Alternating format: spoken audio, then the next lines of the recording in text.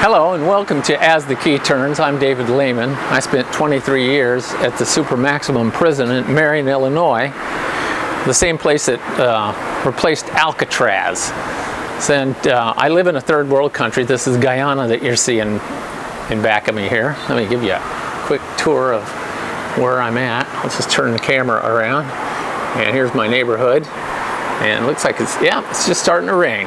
We get monsoons here, so before this thing is over, you might see a monsoon. And that's a public road behind me, so it's pretty busy because Guyana recently has discovered oil and they've got a lot of money and people are buying cars now. Well, they never did before. 40 years ago, this road would have 3 cars a day. Now it has 3 cars a second or something. It's quite impressive. Anyway, I wanted to tell you about some of the things that I learned in prison that apply to everyday life, like here in Guyana, a high crime area, or a high crime country, I should say. And I got some notes here, so I want to make sure that I covered everything. I want to talk to you about dangerous people. Now this is information that you can use, even though you might live in the safest community in the world. It doesn't matter. There are dangerous people everywhere, absolutely everywhere. So let me just kind of go over the things that you might want to know about dangerous people. Let me tell you, the most dangerous human is the human with nothing to lose. He doesn't care. You know, think of the kamikaze. You know, he's going to die, and he knows he's going to die, and it might disturb him somewhat, but he's going to do it anyway. So, quick story is, I pulled a car over once. The first time I ever pulled over a vehicle or first time I was ever involved in an armed confrontation. And this phenomena that I'm about to tell you happens to everybody. Everybody. I've seen this in police officers, soldiers, prison guards, you name it. This the first time, no matter how much training you've had, the first time that you confronted with a life or death situation, you don't react the way you think you're supposed to. Cops usually freeze, or they do ridiculous things. And in my case, I pulled the car over. I was on a county road. It was very late at night, like 2 or 3 o'clock in the morning, and an ATL was going over the radio, but I'd pulled this car over because he was going from white line to white line. I mean, he was drunk out of his mind drunk. It's like he was so drunk, it's a miracle that he was even conscious. He was that drunk. And so I pulled him over, and while I wanted to call it in, but I couldn't because of all this radio traffic. And so as I was walking up to the car, it was a green Ranchero. I'll never forget what a Ranchero looks like because of this incident. My grandfather owned one, by the way. I'm walking up to this green Ranchero, and an ATL, attempt to locate, comes over the radio, and it describes a green Ranchero license plate, and I'm looking at the license plate, and they say the same license plate that I'm looking for. And the reason that we're attempting to locate this guy is because he has just called his wife, his ex-wife, and said that he's on his way over there to murder her, and he has a gun and blah, blah, blah, blah. Well, about that time when I see that, I'm like, big uh-oh. The guy's door opens up, and he gets out, and he's got a gun in his hand, and he's waving it all over the place. And I'm like, oh, crap. I'm going to die.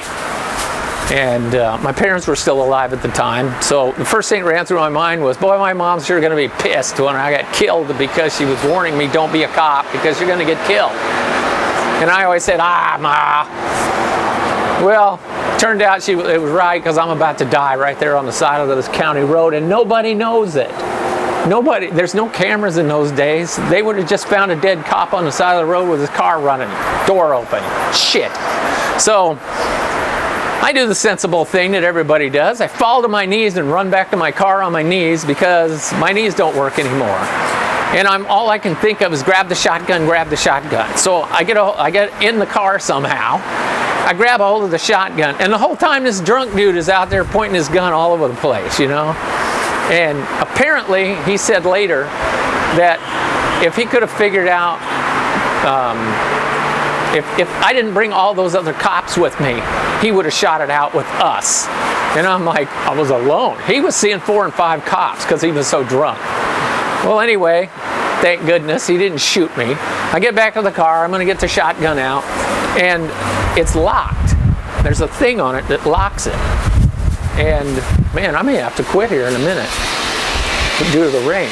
So anyway, I can't get it out, and what I did in my car, there's a little button underneath the dash that I would push, but you can also use a key to unlock it at the top. So if you broke into my car, you wouldn't get the shotgun out because you'd think you need a key, but you really don't. There's just a little button, a panic button. So I go to get this shotgun out, but I think just pull it out of the rack. Well, it won't come out of the rack. So like an idiot, I put my foot on the dash, and I'm about to just tear it out of the dash. And I think there's so much adrenaline running through me, I can do it. So what really happened was, I said, hey, if I pull the shotgun out, this thing is still attached, and I can't rack around into the chamber because it's a pump shotgun. It won't work. So why don't I just use my head, push the little button, and get the shotgun out, which is what I did. And, oh my God, everything's blown away here today. Eventually, I get the shotgun out, and I was always trained to put a round in the chamber but leave the safety on. So that's what I do. And then I pulled the trigger, pointed at this guy's throat, thinking I'm going to blow his head off. And I pull the trigger and nothing happens. I put both hands on the thing and pull the trigger with both hands, and it don't work. And I'm in a complete panic, I suppose you'd say. Finally, I figure out, oh man, take the safety off and it'll work. Dude's still standing there pointing a gun at me. And the whole time I'm yelling at him, drop the gun, stop or I'll shoot, things like that. I re-aim the shotgun, now the safety's off, there's a round in the chamber, and I pull about 5 pounds on the 8-pound trigger, and the guy drops his pistol and puts his hands over his head. Thank God for both of us, right? I didn't have to kill a man, and he didn't have to die. Point of the whole story is, first time, you're going to panic. I've seen it happen over and over and over again. And usually everybody's really embarrassed and say, oh my God, oh I'm so sorry, I'm not really a coward. And I tell them the story that I just told you. And they're like, oh really, it happened to you? Yes. So, buddy, it's the first time, you won't do it again, I promise you. So anyway, if you're confronted, what you need to do prior to that is train. Think about this stuff. Because if you meet that guy with nothing to lose, he's going to pull the trigger. He's going to shoot all the cops that he saw pull him over. And I would have been dead if it was that guy. He still had something to lose. Yeah, he went to prison for pointing a gun at me and those kinds of things. But, you know, thank goodness, right? There for the grace of God go I, right? That I had to kill a guy, but I didn't. Now, there's other people that are predators.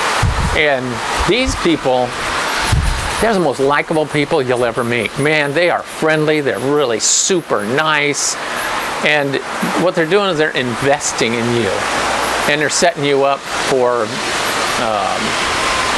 to be taken advantage of, you know.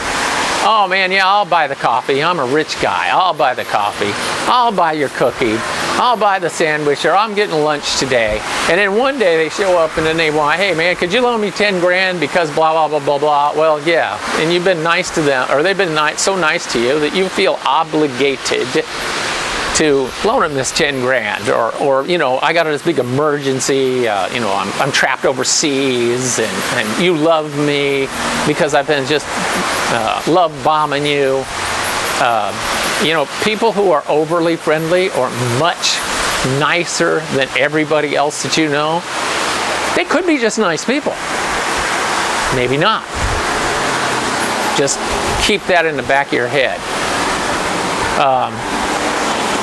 People who have a lot of experience in violence are dangerous people. And I'm talking about people who have had violence in many different situations are dangerous. Now, some of them may choose to exercise this experience against you, or they may not. I mean, a really dangerous guy with lots of experience in violence would be nice to have for your friend, right? Because when the shit hits the fan, that guy over there can defend himself and at the same time accidentally defend you. On the other hand, piss him off and he'll use all that against you. So, and what I'm talking about is experience in violence. Like the prison that I worked at, it was a controlled violence. Like, I knew that assistance was on the way very shortly.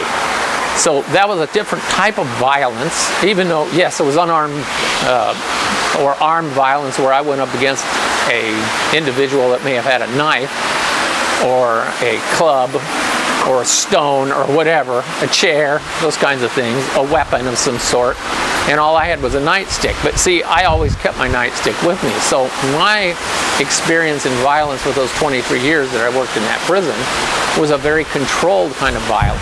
My experience as a police officer was completely different. I mean, I'm out on the road, it's late at night, and I'm dealing with a lunatic that can't figure out which one of the 5 cops that he's looking at is his. And I'll have to come back because it's starting to rain.